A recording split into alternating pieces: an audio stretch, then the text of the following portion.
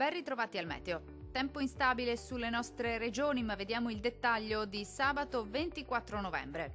Sul Veneto prevale l'instabilità, con qualche pioggia a carattere sparso, possibile un po' su tutti i settori della nostra regione. Fenomeni in via di attenuazione ed esaurimento col passare delle ore. Entro la serata sarà in genere asciutto ovunque. Temperature minime tra 8 e 12 gradi. Valori massimi compresi invece tra 11 e 15 gradi circa. Diamo ora uno sguardo al Friuli Venezia Giulia. Poche novità, la previsione non cambia di molto, anche sulla nostra regione infatti sarà il maltempo a prevalere, con precipitazioni piuttosto diffuse e localmente anche di moderata o forte intensità. Migliorerà entro la nottata con piogge in attenuazione.